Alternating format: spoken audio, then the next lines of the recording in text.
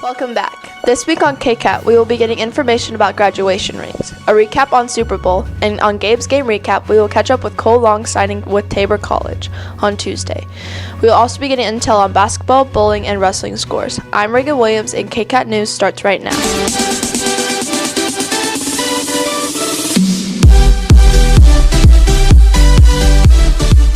Every year, Jostin's Chris Curtis comes to the high school to talk to the sophomores about graduation rings. Britton Cole is catching up with some of the seniors for opinions about the rings. This week, sophomores are picking out their class rings, so we're going to sit down with a few seniors to see their opinions on class rings. My sophomore year, I did get a class ring. I don't regret getting a class ring. I'm really glad that I did. I still wear it sometimes. My class ring is a tiny bit big on my finger, so I don't want to lose it, so I try not to wear it all the time. Yes, I got a class ring my sophomore year.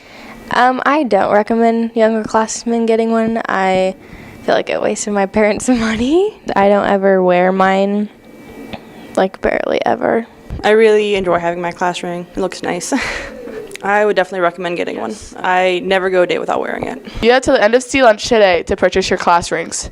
Britton Cole, KCAT News. Thanks, Bryn. Super Bowl was last Sunday, and we had a poll on who you thought would win. Emily Barker will examine some of the Super Bowl stats from our Twitter poll to the commercial costs. On Sunday, February 4th, the Super Bowl took place in Minneapolis, Minnesota. On our KCAT Twitter poll, 18 people voted with a split 50-50 outcome for the Eagles or the Patriots. The Eagles did end up defeating the Patriots in a close game of 41-33. This year, approximately 103 million people watched the Super Bowl. Out of that, 45% of people watched for the game itself. 23% watched for just the commercials, which cost about $5.5 million for a 30-second commercial. 15.7% just wanted to get together with friends. 10.5% watched for just the halftime show. And the last 5.8% just wanted the food prepared for the game. Regardless of what category you fell under, we hope that you enjoyed your Super Bowl weekend. Emily Barker, KCAT News. Thanks, Emily. This week on Gabe's Game Recap, Austin is catching up with Cole Long about his signing, and Gabe is going to be giving us scores on both boys and girls basketball games, the bowling meet, and scores on the wrestling tournament that was at Rose Hill.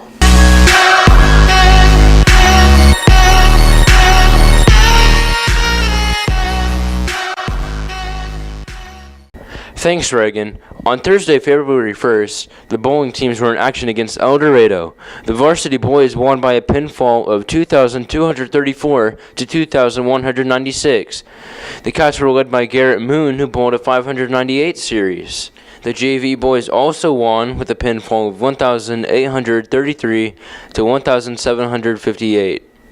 The Cats were led by Clement Heck, who bowled a 596 series. The varsity girls added yet another win to the season with a pinfall of 2,008 to 1,782. They were led by Addie Schiffelbein, who bowled a 583, and then the girls' JV completed the school-wide sweep with a pinfall of 1,578 to 743. Taylor Ingram led the girls with a bowling series of 420. Over the weekend, the wrestling team had a two-day tournament in Rose Hill. Kyle Smith, Chadwick Stahl, and Anna Yura placed fifth. The boys and girls varsity bowling teams were in action once again at the 6th Annual Campus Invitational. The boys overall placed first with a pinfall of 2,662, and then the girls placed fifth with a pinfall of 2,021. On Tuesday, February 7th, the boys and girls basketball teams were in action at Augusta. The girls varsity fell to the Orioles 41-26.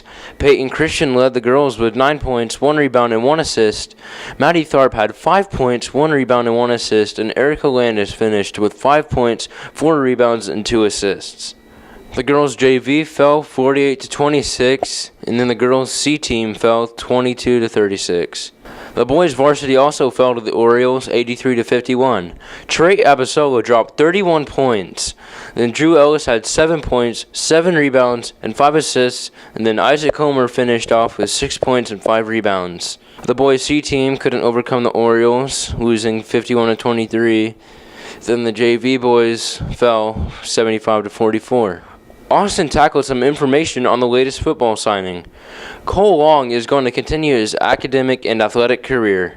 On Tuesday, February 6th, senior Cole Long signed with Tabor College in Hillsboro, Kansas to play football as a defensive man. Long has a lot of support making this decision. I just wanted to thank my parents for always being there for me. Highs and lows, they were always there pushing me forward to keep going. Wanted to thank the coaches for always being there for my 4 years and all the camps that we've been through and everything. And wanted to thank Tabor and the Tabor coaching staff for a good visit and the offer that they gave me. During his senior year of high school, Long had 25 tackles and 9 sacks. Long is undecided on what he wants to study, but has narrowed it down to either psychology or chemical engineering, and believes Tabor is a good fit for him. And I really like the campus and the coaching staff, and they offered quite a bit for me, so I figured I had to take that. KCAT wishes Cole Long the best of luck while continuing his academic and athletic career. Austin Vonenstill, KCAT News. Thanks, Austin. That's it for this week's edition of Gabe's Game Recap. Gabe Daniel, KCAT News. Thanks, Gabe. That ends this week of KCAT. Don't forget, next week on Tuesday, we have the Blacklight Pep Assembly. Boys and girls basketball play at Collegiate on Tuesday, and they play at Wellington on Friday.